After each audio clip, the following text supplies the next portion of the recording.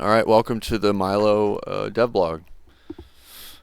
We're approaching almost 3 months of development, and this is my first video game that I've developed in terms of doing basically everything. I don't really have a lot of experience other than Crusader Kings mod that I worked on, and it's been a blast. And there's a few things I kind of wanted to touch on, and but one thing I did want to show is just kind of the what the very first development blog looked like. Um,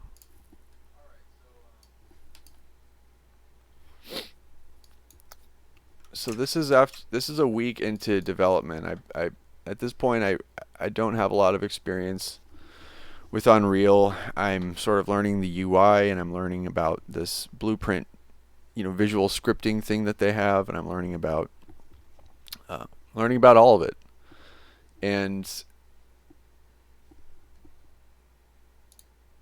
this is kind of like basically when I decided to go in the retro, uh, sort of be in the retro lane, because I was building this vehicle here. It's based off of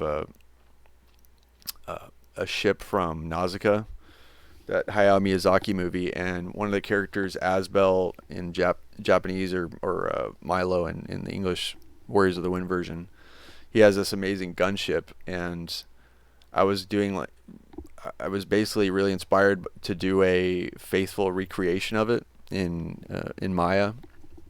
I was basically going to do a 3D model, one of my CG art projects, and that kind of turned into me kind of throwing it in Unreal just for fun. Like, I kind of feel like it's I just wanted to play around, I guess. I didn't have any confidence or any resolve in the idea that I would start making a game. But as I kind of like kept messing around, it kind of just dawned on me, after messing around, especially with the blueprint stuff, that okay, maybe this is something I might be able to accomplish, because the blueprint stuff was very approachable for me, because I don't have a strong background in computer science or programming or whatever. So the blueprint was a really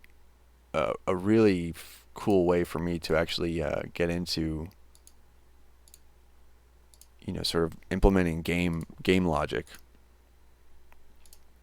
But as always, I always totally got sidetracked. And what I wanted to say was, the reason I went down the low poly route, was because I realized how much time it was going to take to, develop really high quality assets as a one man studio. Because I knew I didn't really have any interest in involving anyone else. So I just and I liked the low poly styles, what I sort of grew up with. So I just thought, well, you know what, my mind's made up. Since then, like, the game doesn't look this rough around the edges. In fact, this is the devlog the week after, or maybe a few weeks after that, when I started putting in some of my older work. I've just sort of like started combing through the work that I've done in 3D, and just sort of importing it and seeing what I can do. This was a pretty cool week, because I finally got the line trace working in the third person point of view, and I was pretty excited about that. And I was doing some block-ins. I had this bright idea of having, all these predefined character classes right here, and this caused me a huge problem having these guys in the level. It was not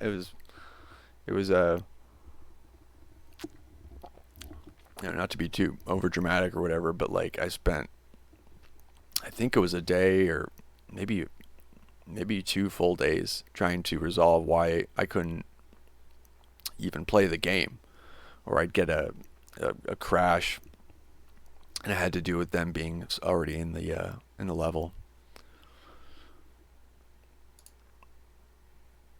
So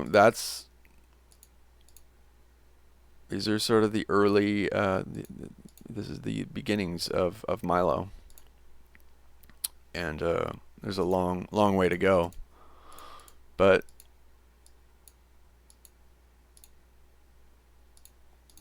that's good stuff. All right, so let's talk a little bit about Shooter Game, because I've been adapting the code from Shooter Game, which is a free project on that Unreal gives us, and it's actually evidently the code that Valorant is built on, because it's got a really cool, I guess, framework for building a multiplayer game that replicates really well, and the server handles things that the server should handle, and it's just a really well thought out and kind of like a standard version of or a standardized template of what a modern multiplayer shooter should have, I guess. At least that's what I gather. So the past week I've been combing through the code, mostly in shooter character .cpp and shooter weapon, and just kind of like reverse engineering what they're trying, or what they did in their game. And oh gosh, let me turn that down.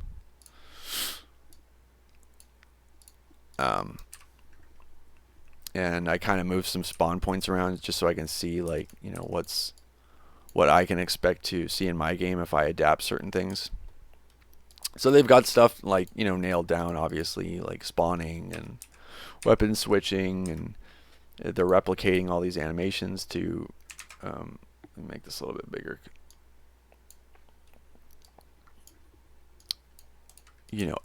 Replicating effects, and this is all in C++. There's nothing in the blueprint class for the character, which is fascinating. So yeah, I started going through this and kind of just setting breakpoints in different parts of the code, and just slowly but surely I was started to get stuff to work in my game. And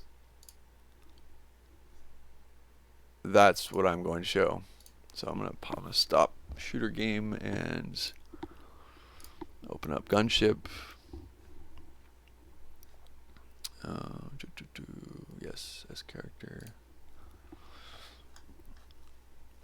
So there's certain things that I was able to finally get working after spending a few days really just kind of trying to understand what's going on, and I've got a lot to learn about this, this code, but thankfully I've got at least a few things working, and one of them is the gun. The actual cosmetic part of the gun is replicating to all the clients, and it's got an on rep function, so everything, including the client listen server sees it. Not to get all technical or whatever, but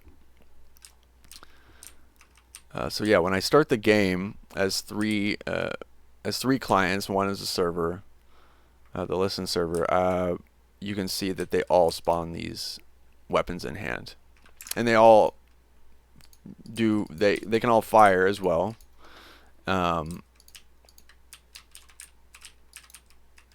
and they all do damage, and all of the damage is handled on the server, and all the spawning of the weapons is handled on the server too.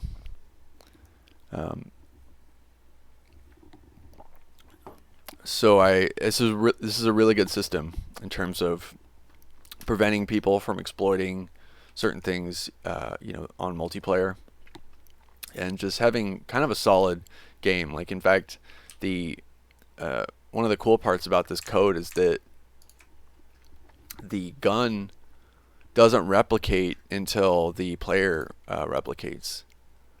and it's kind of a funky thing that I've never really seen, but it works. I mean, let me see if I can find the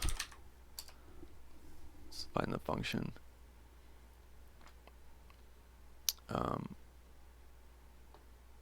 So yeah, there's just like this one function that replicates the current weapon on the character, and it coincides with the I think it's just called weapon. It's called last weapon in the shooter game code, but I changed it because I changed a few things, but I thought that was pretty cool. It kind of takes away a headache of having to sort of I don't know, I guess do things twice with the weapon code. So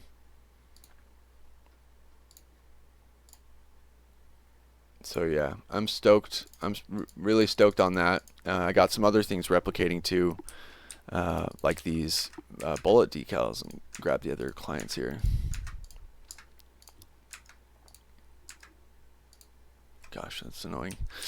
Let me just tilt them over here to this little wall. All right. And there we have it. So I'm really, this week really I spent pretty much the whole time just learning and practicing, just replicating stuff on the network, making sure that certain things are handled by the server when they should be, and that these cosmetic things will replicate in a way that is kind of like very practical, so like a lot of times when I search for stuff on YouTube, I'll search for like best practices for certain things,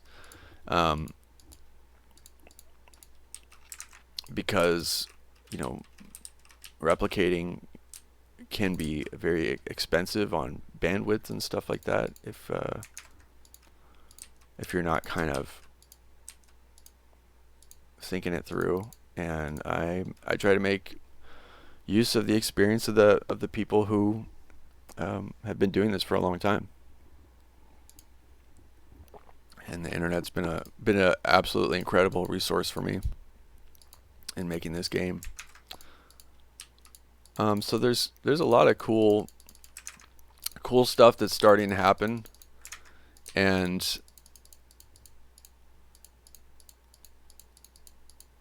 I can't wait to implement some of the animations that I've already done some work on with the gun. You can see the particle effect in first person is firing, but I'm excited to see the actual, the gun chamber, cocking back or whatever, and even have some animations in third person. And of course I have the flashlight, which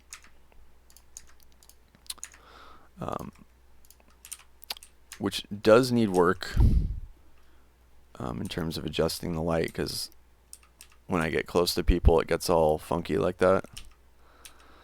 So I'm gonna have to, I have some ideas for this, but I'm gonna do some research too, because I think my idea would probably not be too great. But yeah, so working on this, doing stuff like making sure other things are replicating in a way that makes sense. And these boxes I actually revisited this morning because there was, since I was working on this, I've learned a little bit more about blueprints and such, and there was a little bit of weird stuff that didn't really make sense anymore now that I've learned about it. I guess I'll just give you an example.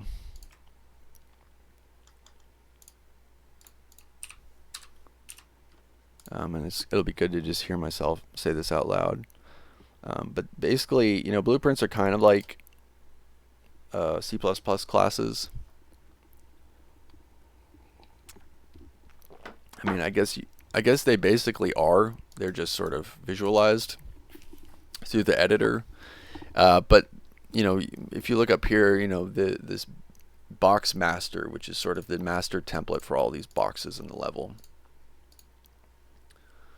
And at the top right, you can see parent class. It's an actor, so it inherits from actor, and it is an actor.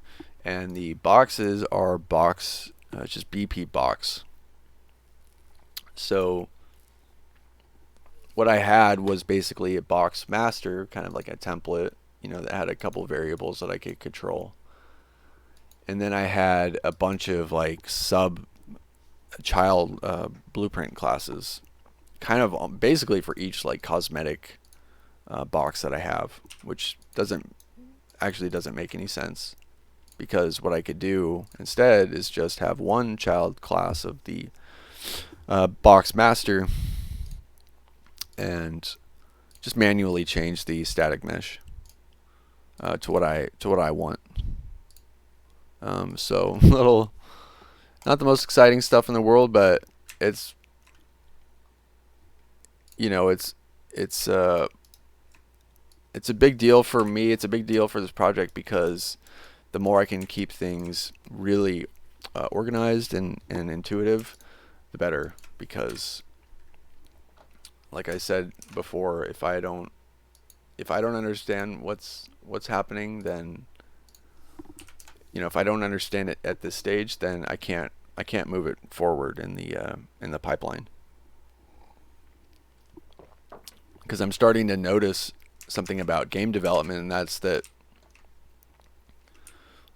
things, when they start building on each other, they get a little bit more rigid. So I think you just have to try your best to think ahead and implement things that will make will make certain things as modular as possible. And you want to make stuff so that you can edit it in the future, I guess. I don't know how else to say it.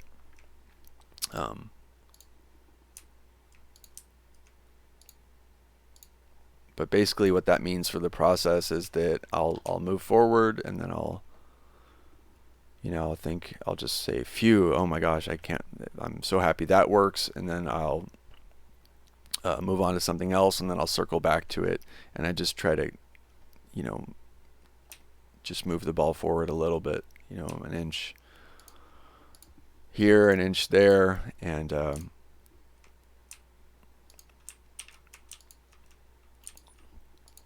and that's what this process is really like.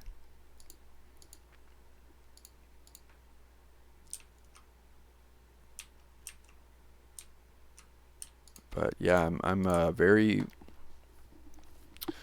pleased with a lot of stuff I'm doing. Of course, last week I was sort of starting on level design, and I have these destructible barriers, and I have zombies, of course, are a part of the game. Right now they're sleeping, and that's because they have a little issue with their AI where they don't really chase the players. It's not multiplayer friendly yet, and I kind of put them on the shelf just for now, while I really sort out some stuff, mainly with replicating things on the network, which is something that's actually I think is really cool, because I didn't know that pretty much everything that happens in a multiplayer game that the players experience together, it happens on the server. It all happens on the server, and it's kind of like a big puzzle, because if it's happening on the server, then you need to tell the clients what's happening. And it seems like that should be something easy, at least that's what I thought at first. But the truth is like, you have to specify, like, what are you actually communicating back to the client, or from the client to the server. What are you communicating? When should you communicate it and update it, and sort of adjusting all those variables is what makes it so complicated. Because there's, for instance, like a tick. The game ticks like per frame, and the server has its own tick. This is like the world seconds tick or whatever, and it's basically just a way of keeping track of how much time certain things happen in the game. Well, you can update things like per tick. Like, say for example, I had my movement. This is something that, as far as I know, updates per tick on the server. So the server is actually using a lot of resources to make sure that it knows where I am as a player on the map, and it's communicating that to the clients, so that they can all see where I'm at.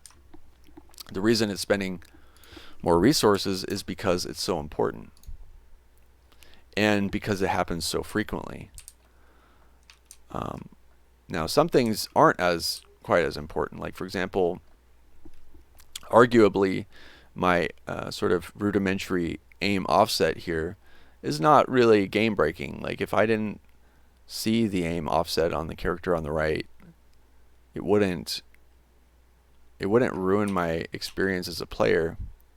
So I can actually devote a little bit less bandwidth to updating that.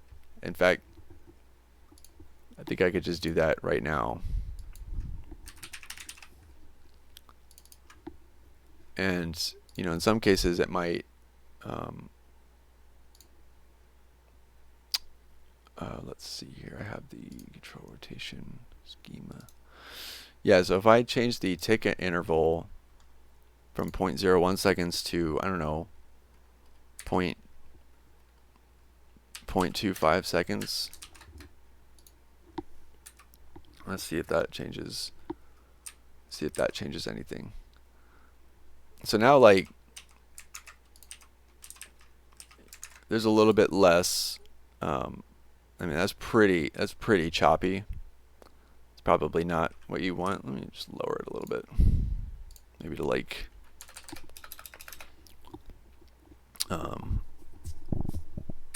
maybe 0.1. Let's check that.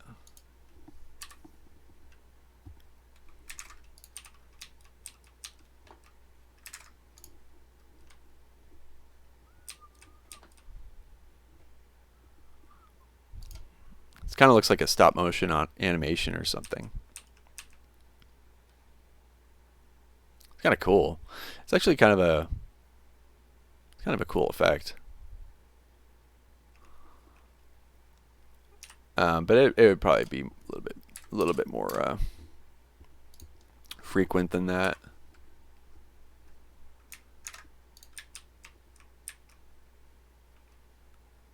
Yeah, so I think that's pretty reasonable. So that's just one example of one of the things that I've learned about network replication, is that you have a lot of freedom in how you want the server to communicate to the clients. And one of the best practices for doing these things is to make sure that as many things that you're replicating are event-based. So, and I may even change this aim offset to some sort of event-based thing. I'm not sure. And what that means is, like, don't start replicating unless something happens, like an event happens. Right now, the aim offset is replicating per tick, or a fraction of a tick. And that's a little expensive, generally speaking. You don't really want to have too many things happening per tick. Maybe you want to have something like on character moved, or maybe the pitch or the yaw of the control rotation on when that's moved a certain distance, then replicate the movement of the aim offset. I mean, I guess probably a better example maybe is a better example, I guess, would be the bullet holes here, because these are replicating to the clients via a multicast and a rep notify, which basically means, let me find it.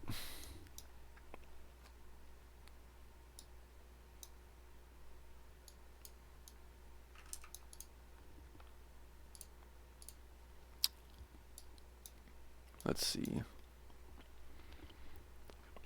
So yeah, this little wall here is a blueprint class that has a little thing that's bound to its begin play. You know, when the actor, you know, starts breathing in the world in the beginning, when the level's created, it binds an event to taking damage, and this is actually point damage, which means that it basically just means it's like damage like that comes from a line trace or like a point in space, I guess. I don't know if that's totally accurate, but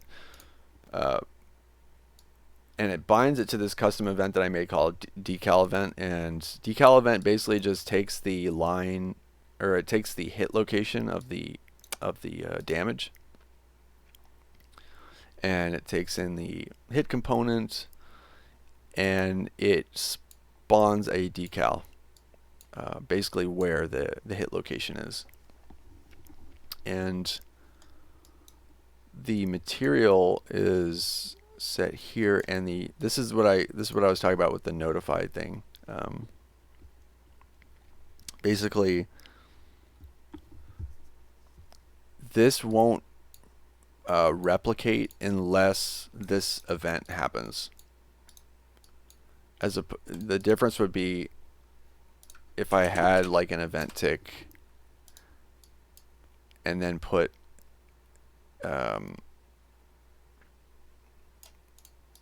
I don't know. I guess maybe that's not a good example. But I guess the point is that you want to have things as optimized as possible, and I'm actually starting to understand this shit. You know, I can't explain it very well, but I'm understanding and implementing it into this game.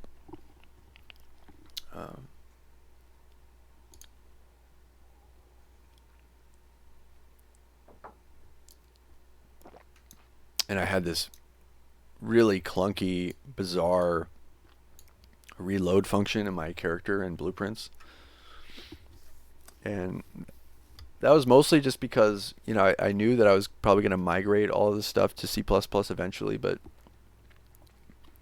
I really wanted to dive in and see if I could figure out, you know, how to reload a weapon. And I learned a lot just about the challenges and the complexity of doing a simple weapon reload.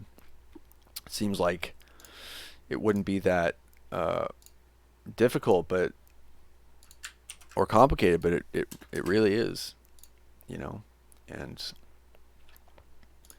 that's actually one of my next steps for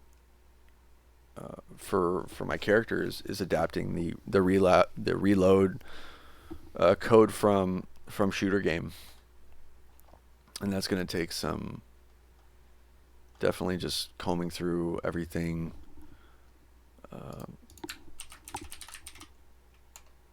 You know, because the game basically does a series of, you know, checks, and you know there's a few, you know, checkpoints along the way before you can actually do it. You know, there's things to consider, like, is an animation playing? Is a person already reloading? You know, can they start reloading when they're reloading? You know, how do we prevent them from just stacking reloads and putting a ton of ammo into their gun or something?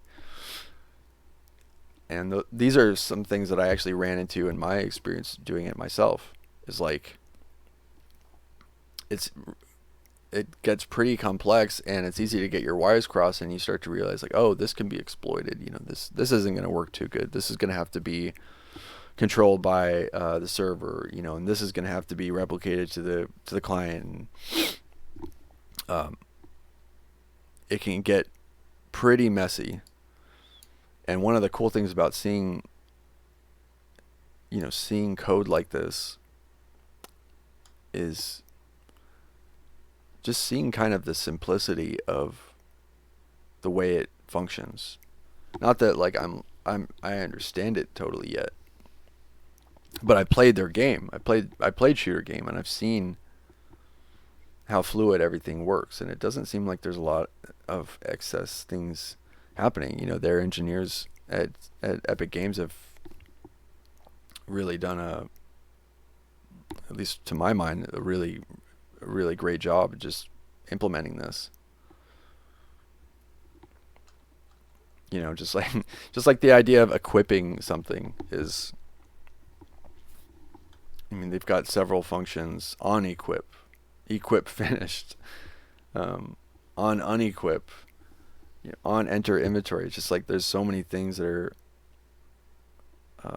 intersecting. It can drive you nuts thinking about sometimes, but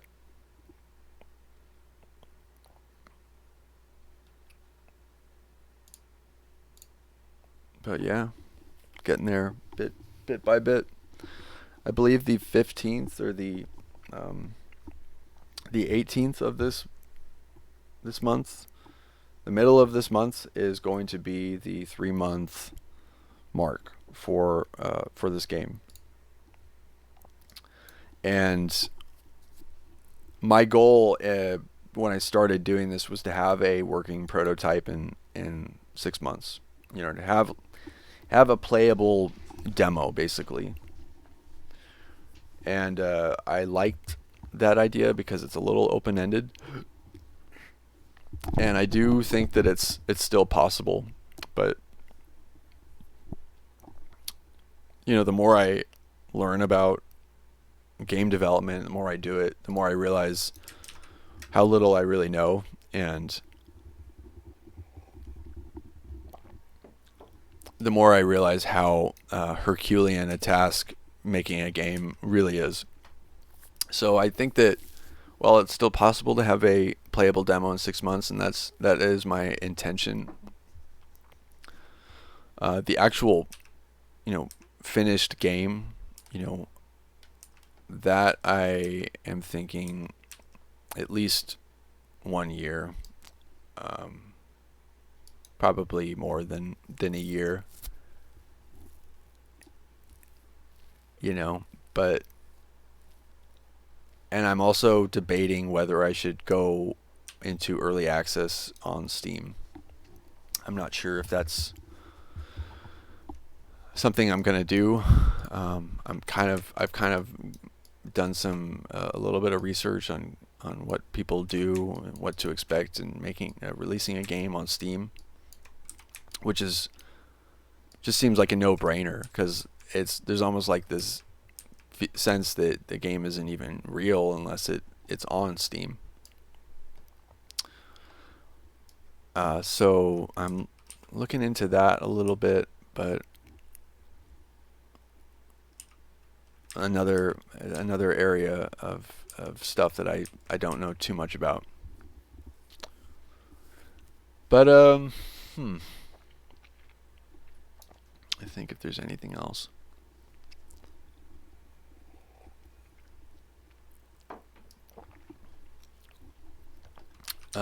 For this week, I think my main goal will be continuing to just do some cleanup. I think that I'll do a little bit more of that. I'm going to back up all my work again today, and I think I might revisit AI. Bring it back to a place where the game feels like a game, and that things can happen. And maybe implement some sort of system where damage can be dealt to the player, and maybe even have like a game over screen, or there's already a win condition in place, but there's just nothing really, tied to it. And of course, very important to make these zombies chase the closest player, or have some sort of scheme where they recognize all the people on the network, which is the problem I was having before.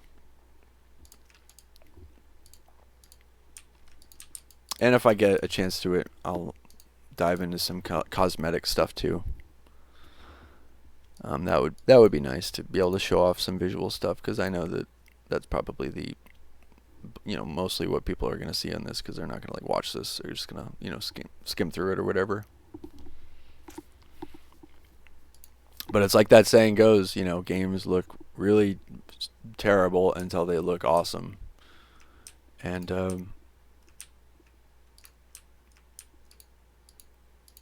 just as important as the art is the functionality of the game. That would be my worst nightmare if people played this game and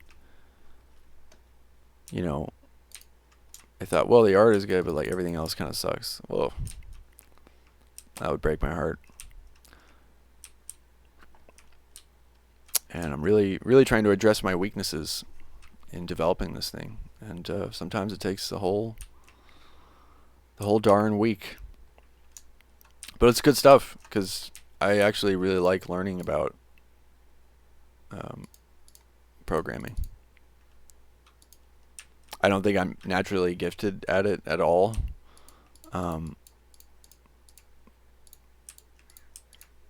But I kind of like that, because it's not something I'm used to doing, and it's a challenge, and I have to think in ways that I'm not used to thinking in, and that's a pretty cool thing.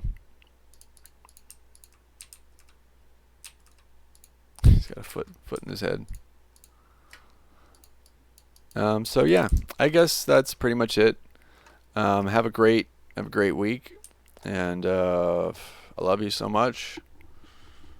And yeah, toodaloo.